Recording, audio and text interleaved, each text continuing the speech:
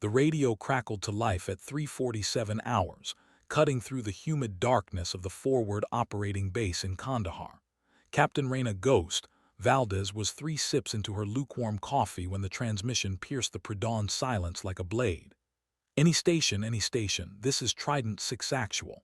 We are Winchester on ammo, 4 KIA, 12 WIA. Requesting immediate extract from grid November 742. How copy? The voice belonged to Lieutenant Commander Marcus Bull Henderson, leader of SEAL Team 7's Alpha Squad. Ghost knew that voice, gravelly, controlled, the kind that never cracked even when the world was ending. But tonight, something was different. Tonight, there was an edge that made her stomach tighten. Trident 6 Actual, this is Kandahar Tower, came the response from the air traffic controller. Stand by for tasking.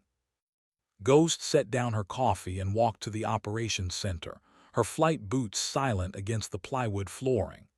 The duty officer, Major Rick Townsend, was hunched over a map, his finger tracing coordinates while speaking rapidly into his headset. When he saw Ghost approaching, his expression shifted from concern to something approaching relief, though he tried to hide it. Captain Valdez, Townsend said, covering his microphone. We've got a situation developing in the Korangal Valley. SEAL team inserted 72 hours ago for a high-value target interdiction. Mission went sideways. They're trapped on a plateau, surrounded by Taliban fighters, and the weather's turned to absolute shit. Ghost studied the topographical map spread across the table. The Korangal Valley, known to every pilot in Afghanistan as the Valley of Death. Steep ridgelines, unpredictable weather patterns, and more surface-to-air missiles than a reasonable person would want to count. The insertion point was marked with a arced circle, situated on what appeared to be a natural landing zone carved into the mountainside. What's the tactical picture? Ghost asked, her voice steady despite the adrenaline beginning to course through her veins. 18 SEALs went in. 4 confirmed KIA, 12 wounded, some critically. They've been fighting continuously for 16 hours. Taliban reinforcements are moving up from 3 directions. The teams hold up in what used to be a village schoolhouse, but their defensive perimeter is shrinking by the hour. Townsend paused, meeting her eyes. Here's the problem, Captain, that plateau. It's not just surrounded by hostiles. 3 hours ago, a flash flood hit the valley. The only viable landing zone is now underwater. Ghost felt her jaw tighten. In the background, Henderson's voice continued its steady broadcast, each transmission growing slightly more urgent. She could picture the scene, wounded men bleeding out while their teammates returned fire from makeshift positions, ammunition running low, hope fatting with each passing minute. What assets do we have available for extract? She asked, though she suspected she already knew the answer. Major Townsend's expression told her everything. Every rotary wing asset in theater is either down for maintenance or committed to other operations. We've got 2 Chinooks, but both are supporting operations in Helmand Province and won't be available for another 6 hours minimum. The weight of those words settled over the operations center like a heavy blanket. 6 hours might as well have been 6 days. Henderson's team wouldn't last another hour, let alone 6. What about fixed wing? Ghost asked, knowing it was a desperate question. Townsend shook his head slowly. Captain, even if we had something available, there's no way to land a fixed-wing aircraft on a flooded plateau. The physics just don't work.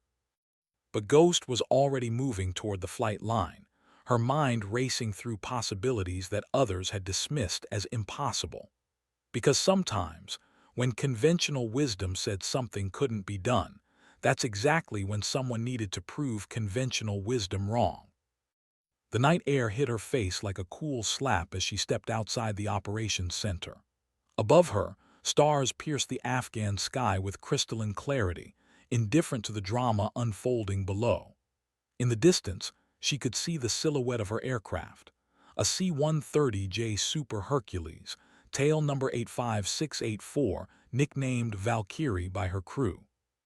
The four-engine turboprop sat on the tarmac like a sleeping giant, its gray paint scheme making it nearly invisible in the darkness. Most people saw the C-130 as a cargo hauler, a workhorse designed to carry supplies and personnel from point A to point B with minimal fanfare. But Ghost saw something different when she looked at that aircraft. She saw possibility. Captain Reina Valdez had been flying military aircraft for 8 years, but she'd been flying since she was 14 years old when her grandfather, a crop duster in Central California, had first put her behind the controls of his old Cessna 180. Mija, he'd told her in heavily accented English, the sky doesn't care if you're a man or a woman. The sky only cares if you respect it. Those words had carried her through flight school at the Air Force Academy, through advanced pilot training, and through 3 combat deployments. But they'd never been tested quite like this.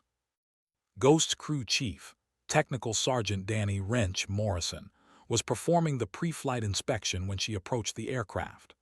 Morrison was a 20-year veteran with grease permanently embedded under his fingernails and an encyclopedic knowledge of every bolt, wire, and rivet in the C-130. He looked up as Ghost approached, his weathered face creased with concern. "Captain, what's got you out here at this hour? We're not scheduled for anything until 800. "Change of plans, Wrench," Ghost said, her voice carrying an urgency that Morrison had learned to recognize over their 2 years of flying together. "We need to get airborne. Now." Morrison straightened, immediately shifting into mission mode. "What's the tasking?" "SEAL team trapped in the Korengal Valley. They need immediate extract, and we're the only asset available." The crew chief's expression darkened. He knew the Korengal as well as any pilot in theater. "Captain, with respect, the Korengal Valley isn't exactly C-130 country. The terrain alone would be challenging enough, but the weather reports show a major storm system moving through the area." Ghost was already walking toward the aircraft's cargo ramp, which Morrison had lowered for the pre-flight inspection. "I know, Wrench. Trust me, I know." As she climbed the ramp into the cargo compartment, the familiar smell of hydraulic fluid and metal welcomed her home. The C-130's interior was configured for cargo transport.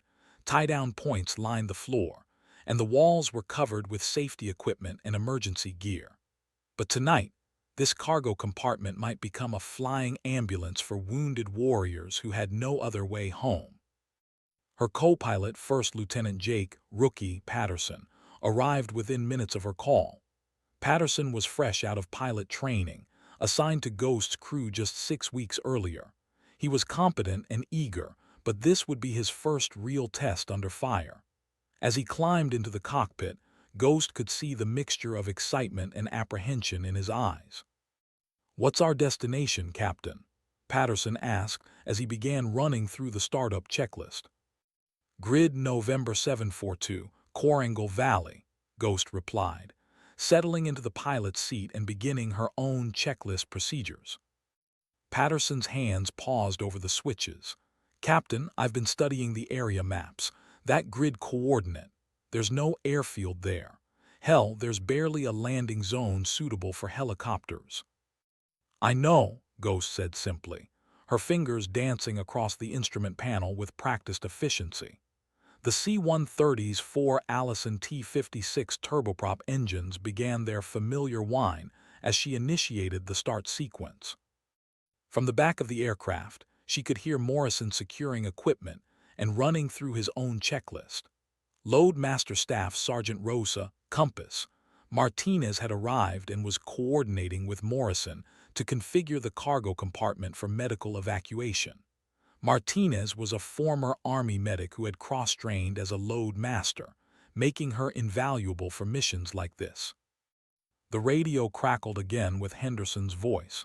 Any station, this is Trident 6 Actual. Situation is deteriorating rapidly. Request immediate assistance, over." Ghost keyed her microphone. "Trident 6 Actual, this is Ghost 77. We're spinning up now. What's your tactical situation?" "Ghost 77, Trident 6 Actual. We've got 12 wounded, 4 urgent surgical. Enemy forces are approximately 200 meters and closing from 3 sides. We estimate 30 minutes before our perimeter is overrun. 30 minutes. Ghost felt her heart rate increase as she processed the timeline. Even if everything went perfectly, which it never did, they were looking at a 20-minute flight to the valley, plus whatever time it took to execute the extraction. There would be no margin for error. Trident 6 Actual, Ghost 7-7. Understand 12 wounded, 4 urgent surgical. What's the condition of your landing zone? There was a pause before Henderson's response came back, and when it did, his voice carried the weight of a man delivering a death sentence. Ghost 7-7, that's the problem. The LZ is underwater. Flash flood hit about 3 hours ago. The only dry ground is about 300 meters of plateau, but it's not suitable for rotary wing landing due to enemy fire. Ghost closed her eyes for a moment, visualizing the tactical situation. A flooded landing zone, enemy forces closing in, wounded men bleeding out, and no viable extraction method. By any reasonable assessment, this was an impossible mission. But Ghost had never been particularly reasonable. Trident 6 Actual, Ghost 7-7. How much dry ground do you have available? Ghost 7-7, maybe 300 meters of flat terrain. But it's rough, muddy, and we're taking intermittent sniper fire from the surrounding ridgelines. 300 meters. Ghost ran the numbers in her head. A C-130J needed approximately 1,500 meters of runway for a normal landing, and at least 2,000 meters to be considered safe by regulation standards. 300 meters was barely enough for a helicopter, let alone a 4-engine turboprop weighing 75,000 pounds. But regulations were written for normal circumstances, and this was anything but normal. Patterson, Ghost said to her co-pilot, pull up the terrain data for grid November 742. I need to know everything: elevation, gradient, surface composition, obstacles. As Patterson worked the navigation system, Ghost keyed her radio again. Kandahar Tower, Ghost 7-7 requesting immediate departure clearance for SAR mission in the Korangal Valley. Ghost 7-7, Kandahar Tower. You're cleared for immediate departure, runway 27. Weather advisory in effect for your destination: thunderstorms, heavy rain, wind gusts up to 40 knots. Perfect, Ghost thought grimly, as if this mission wasn't challenging enough. The engines reached full power as Ghost released the brakes and began her takeoff roll. The C-130 accelerated down the runway, its 4,600 shaft horsepower pulling them into the Afghan night. As the aircraft lifted off, Ghost could see the lights of Kandahar Air Base falling away below them, replaced by the dark expanse of hostile territory that stretched between them and 18 trapped Americans. Time to target, 22 minutes, Patterson announced as they climbed to their cruising altitude of 15,000 feet. Ghost nodded, her mind already working through the approach profile they would need to execute. Landing a C-130 on a 300-meter strip of muddy ground wasn't just dangerous, it was theoretically impossible. The aircraft would need to approach at a steep angle to clear the surrounding ridgelines, then execute what amounted to a controlled crash onto the plateau.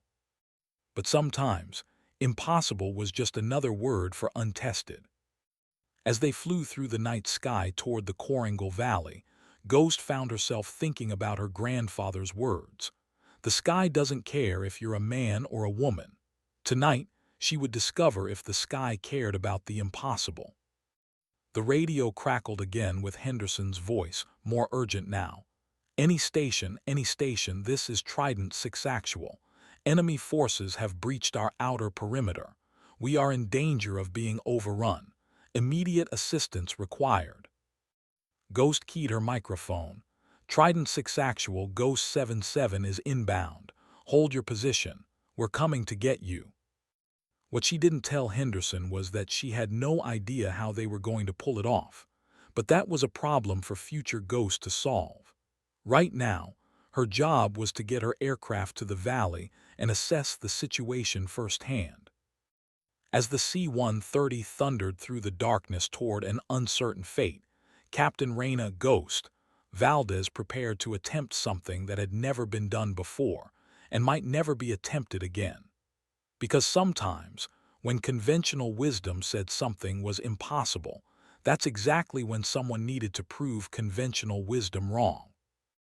The fate of 18 American warriors hung in the balance, and Ghost had just committed herself and her crew to a mission that would either be remembered as a miracle or a tragedy. In the Afghan night sky, flying toward the Valley of Death, there was no middle ground. The radio chatter from the Korangal Valley grew more desperate with each passing minute.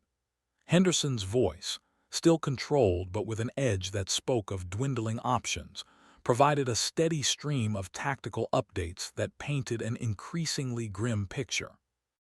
Ghost 77, Trident 6 actual. Enemy contact from the North Ridgeline.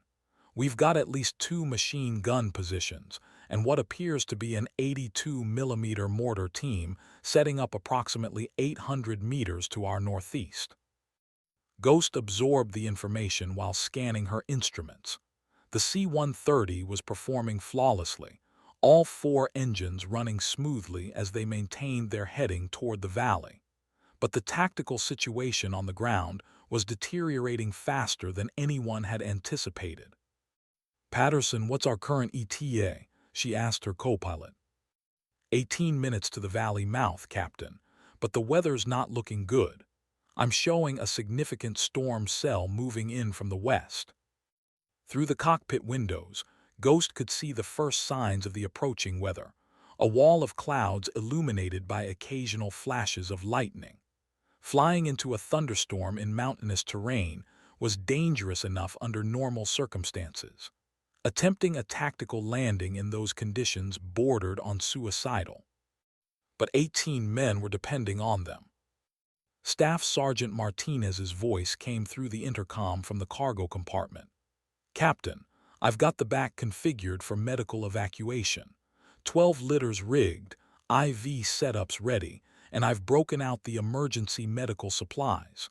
We're ready for whatever condition these guys are in." "Outstanding, Compass," Ghost replied. Martinez's medical background would be crucial if they managed to extract the wounded SEALs. The load master had seen enough combat casualties to know what was required. The radio crackled again. "Ghost 77, Trident 6 actual. We've taken 2 more casualties. That makes 14 wounded, 6 urgent surgical. How copy?" Ghost felt her stomach tighten. 6 urgent surgical meant 6 men who would die without immediate medical attention. The nearest field hospital was back at Kandahar, a 40-minute flight under normal conditions. In a storm, it could take an hour or more. "Trident 6 actual, Ghost 77. Copy 14 wounded, 6 urgent surgical. What's your ammunition status?" "Ghost 77, we're down to our last 2 magazines per man. Maybe 10 minutes of sustained fire, then we're Winchester across the board." 10 minutes. Ghost ran the math again. They were still 15 minutes out, and that was assuming everything went perfectly. Once they arrived over the valley, she would need time to assess the landing zone, set up her approach, and execute what would undoubtedly be the most challenging landing of her career. "Captain," Patterson said quietly, "we need to discuss this approach. The terrain data shows the plateau is at 8,400 feet elevation, surrounded by ridgelines that extend up to 12,000 feet. In this weather, with limited visibility, the margin for error is essentially 0. Ghost knew her co-pilot was right. The approach would require them to descend rapidly through the mountain peaks, navigate around the ridgelines, and somehow find the plateau in near-zero visibility conditions. Then they would need to land on a surface that was too short, too soft, and under enemy fire. By every metric that mattered, this mission was impossible. "I know the risks, Patterson," Ghost said, "but those men down there don't have any other options. We're it." Through her headset, She could hear Morrison and Martinez working in the cargo compartment, their voices calm and professional despite the circumstances. Her crew was ready. The question was whether Ghost had the skill to pull off what no C-130 pilot had ever attempted. Ghost 77 Trident 6 Actual. Henderson's voice was becoming more strained.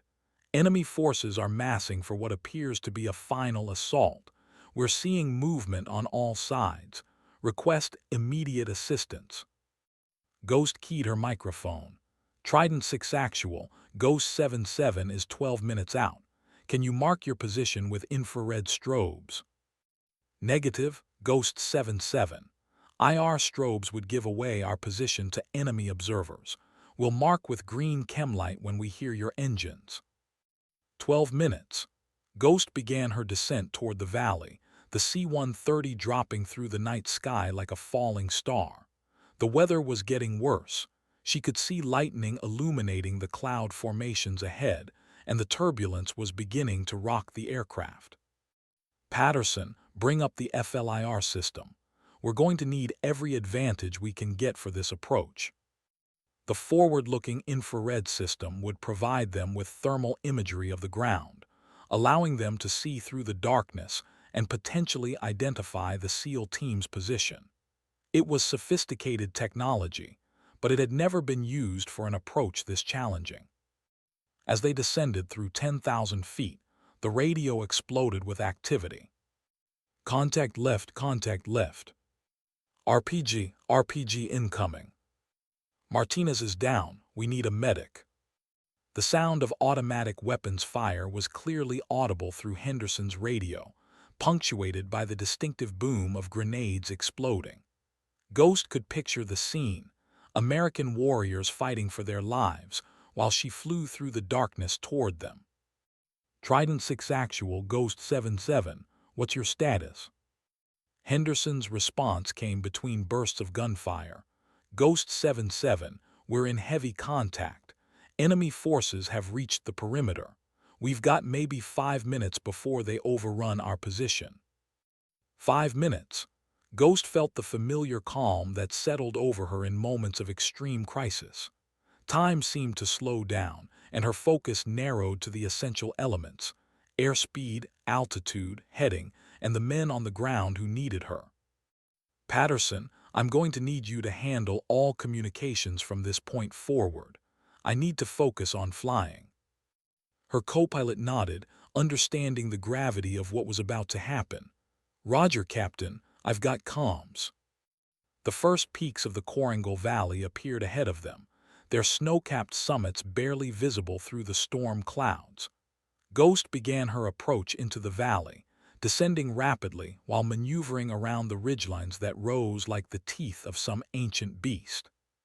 The C-130 shuddered as it encountered severe turbulence, the aircraft bucking and rolling as Ghost fought to maintain control. Through the FLIR display, she could see the valley floor thousands of feet below, shrouded in darkness and weather. Visual contact with the valley floor, Ghost announced, beginning approach to the plateau. What she saw through the FLIR made her heart sink. The plateau was indeed flooded, with only a small strip of elevated ground remaining above the waterline. Worse, she could see muzzle flashes from multiple positions around the perimeter. The SEAL team was completely surrounded. Patterson, can you identify the team's position? Her co-pilot studied the FLIR display. I think I see them, Captain. Looks like they're in a defensive position near the center of the plateau, but I'm also seeing multiple heat signatures moving in from all directions. Ghost could see them too, dozens of enemy fighters converging on the tiny American defensive position. The situation was even worse than Henderson had described. As the C-130 descended through the valley, the radio erupted with the sounds of a desperate firefight. Reloading. Grenade out. They're inside the wire. They're inside the wire. Henderson's voice cut through the chaos. Ghost 77, if you're going to do something, now would be a good time. Ghost was already committed to the approach. the C-130 descending rapidly toward the flooded plateau. Through the storm and darkness, she could see the green chemlight that marked the SEAL team's position, a tiny point of light in a sea of enemy muzzle flashes. The plateau rushed up to meet them as Ghost fought to control the descent rate. The C-130 was moving too fast, approaching at too steep an angle, and aiming for a landing zone that was far too short for a safe landing. But safe was no longer an option. The only option now was to get those men home. As the wheels of the C-130 touched down on the muddy plateau, Captain Reyna Ghost Valdez discovered what it truly meant to attempt the impossible. The moment the C-130's wheels touched the flooded plateau, Ghost knew they were in trouble. The aircraft immediately began hydroplaning across the waterlogged surface, the wheels finding no purchase on the slick mud and standing water. The normal sensation of the landing gear grabbing the runway was replaced by the sickening feeling of an uncontrolled slide. "Reverse thrust, maximum reverse," Ghost shouted, pulling back on the throttles and deploying the propeller reverse pitch. The four Allison engines roared as they fought to slow the massive aircraft, but the physics were working against them. Patterson was calling out their rapidly decreasing stopping distance. 200 meters remaining, 150, 100. Through the windscreen, Ghost could see the edge of the plateau approaching, a sheer drop into the flooded valley below. At their current rate of deceleration, they would slide right off the edge. Differential braking. Ghost applied maximum pressure to the left wheel brakes while maintaining partial power on the right engines. The C-130 began to swing around, trading forward momentum for a dangerous ground loop. It was a technique that could tear the landing gear off the aircraft, but it was their only chance to avoid sliding into the abyss. The aircraft spun 90 degrees to the left, its tail swinging around as the nose pointed toward the edge of the plateau. For a terrifying moment, Ghost thought they were going to flip over, but the C-130's low center of gravity kept them upright. They came to a stop just 30 meters from the edge, the aircraft resting at an angle in the mud. "Jesus Christ," Patterson breathed, his face pale in the instrument lighting. "Status report," Ghost called through the intercom. Morrison's voice came back immediately. "Engines look good, no apparent structural damage. We're stuck in the mud pretty good, but everything seems intact." Martinez added, "Cargo compartment is secure, ready to receive casualties." The euphoria of surviving the landing lasted exactly 15 seconds before the reality of their situation became clear. Through the cockpit windows, Ghost could see muzzle flashes on all sides. They had landed in the middle of an active firefight. "Ghost 77, Trident 6 actual." Henderson's voice was urgent. "Outstanding landing, but we're about to be overrun. We need immediate extract." Ghost could see the SEAL team's position now, approximately 150 meters from the aircraft, marked by a cluster of muzzle flashes and the distinctive pattern of disciplined fire control. Between them and the C-130, dozens of enemy fighters were advancing across the plateau. "Patterson, get on the radio to Kandahar. Tell them we need close air support immediately. Any fast movers in the area." While her co-pilot worked the radio, Ghost studied the tactical situation. The SEAL team was trapped in a defensive position near what appeared to be the ruins of a stone building, probably the schoolhouse Henderson had mentioned. Enemy forces were attacking from 3 directions, using the chaos of the storm as cover. "Kandahar Tower, Ghost 77, Patterson transmitted. "We are on the ground in the Korangal Valley and taking enemy fire. Request immediate close air support, danger close." "Ghost 77, Kandahar Tower. Negative on immediate CAS. All fast movers are committed to operations in Helmand Province. Earliest availability is 45 minutes. 45 minutes might as well have been 45 hours. Henderson's team didn't have 45 seconds, let alone 45 minutes. Ghost made a decision that would have been called insane by any reasonable person. Morrison, Martinez, prepped the cargo ramp for combat loading. We're going to taxi over to the SEAL team. Captain, Patterson said carefully, we can't taxi in this mud. The aircraft will bog down immediately. Then we'll winch them to us, Ghost replied. Morrison, do we have any tow cables in the cargo compartment? Negative, Captain. But I've got 200 feet of static line and climbing rope in the survival kit. It wasn't ideal, but it might work. Set it up. We're going to extract these guys one way or another. The sound of gunfire was getting closer. Through the FLIR system, Ghost could see enemy fighters moving around the aircraft, though they seemed to be focusing their attention on the SEAL team's position rather than the C-130. Ghost 77, Trident 6 Actual. We're moving toward your position, but we're taking heavy fire. We've got 4 men who can't walk. They'll need to be carried. Ghost did the math. 18 SEALs, 4 of whom were stretcher cases, moving 150 meters across open ground under enemy fire. Even if they could reach the aircraft, loading everyone into the cargo compartment would take precious minutes they didn't have. Trident 6 Actual, Ghost 77. We'll cover your movement with our landing lights. Be advised, we may need to depart immediately once you're loaded. Ghost reached for the landing light switches, but Patterson grabbed her arm.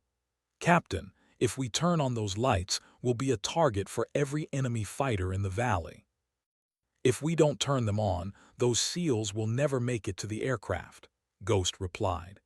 Sometimes you have to choose between bad options and worse options. She flipped the switches, and the C-130's powerful landing lights illuminated the plateau like daylight. The effect was immediate.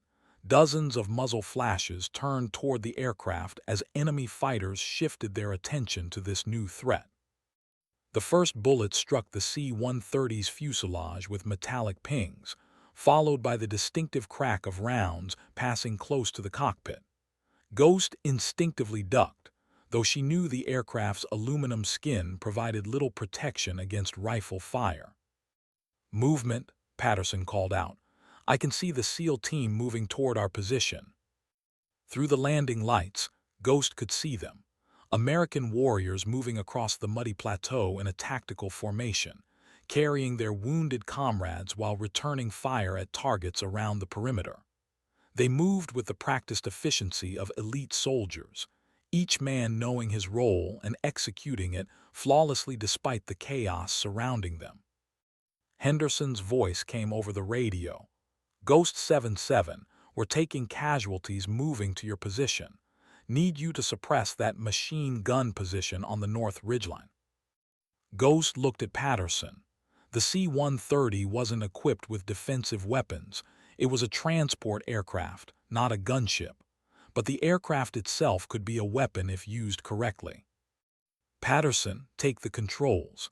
I need you to turn the aircraft so our prop wash is directed toward that ridgeline. Her co-pilot understood immediately. The C-130's 4 turboprop engines generated tremendous amounts of downwash, enough to knock a man off his feet at close range. It wasn't much, but it might be enough to disrupt the enemy machine gun position. As Patterson maneuvered the aircraft, Ghost could see the SEAL team getting closer. They were moving in tactical bounds, one group providing covering fire while another group moved, then switching roles.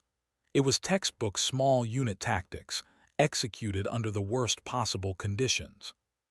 But they were taking casualties. Ghost could see at least 2 more men go down during the movement, adding to the number of wounded who would need to be carried to the aircraft. 50 meters out, Henderson called over the radio. That's when the mortar rounds started falling. The first explosion erupted just behind the SEAL team, the blast throwing mud and debris into the air. Ghost realized the enemy had finally gotten their indirect fire assets into position. Now they could rain down high explosive death from positions the SEALs couldn't suppress with small arms fire. Incoming, incoming. Henderson's voice was nearly drowned out by the sound of explosions. Ghost watched in horror as the mortar barrage walked across the plateau toward both the SEAL team and her aircraft.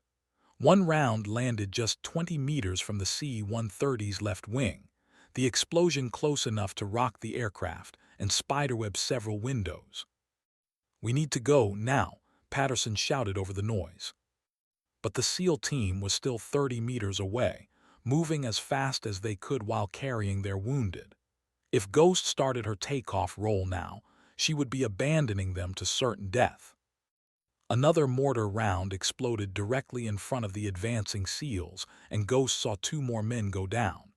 Henderson's voice came over the radio, strained but still professional. "Ghost 77, we're not going to make it. Too many casualties, too much ground to cover. Abort the mission and get your aircraft out of here." Ghost stared through the windscreen at the American warriors struggling across the muddy plateau.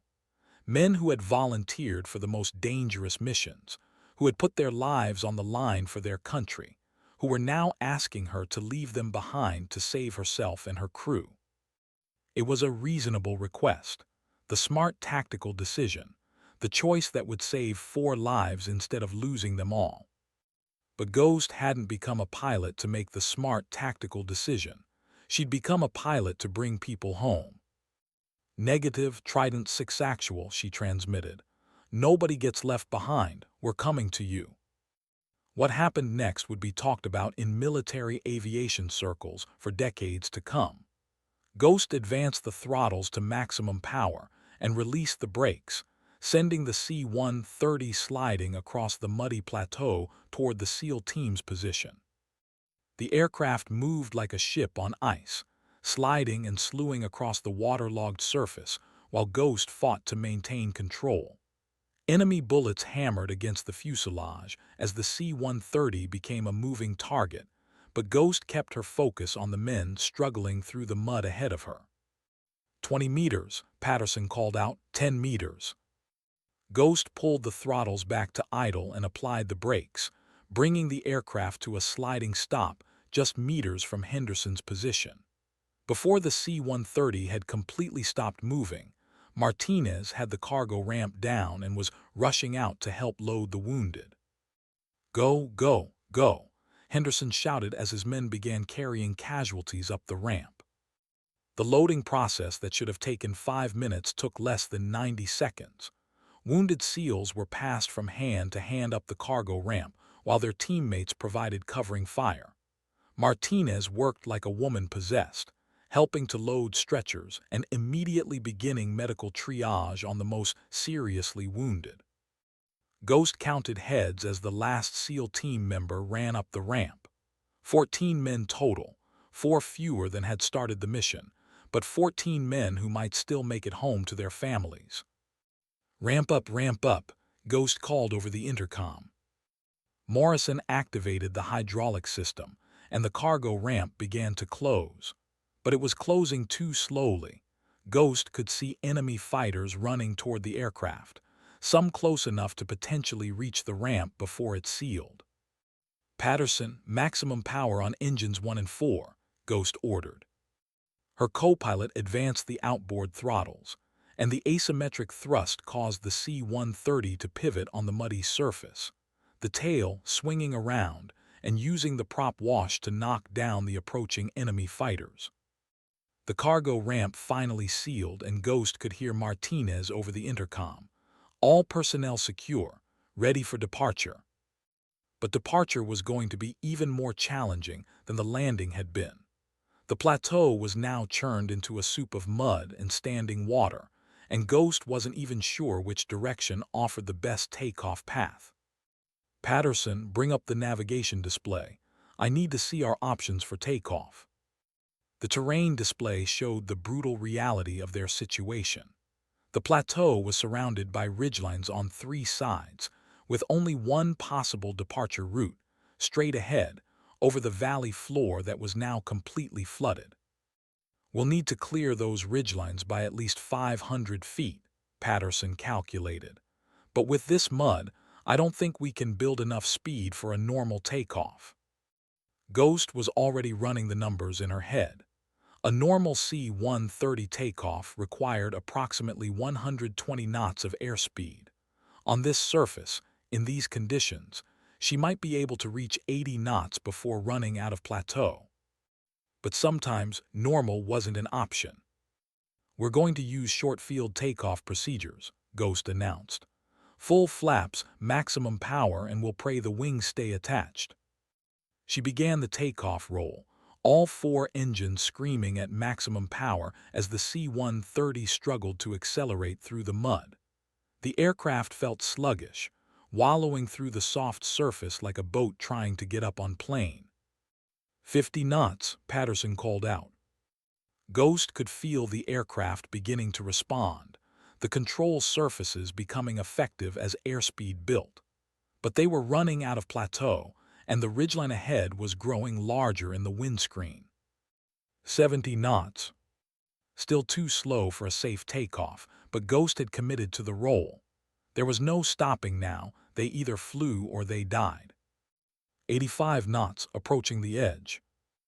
Ghost pulled back on the yoke, and the C-130 staggered into the air just as the plateau fell away beneath them. For a terrifying moment, the aircraft hung in the air, neither climbing nor descending, balanced on the knife's edge between flight and catastrophe.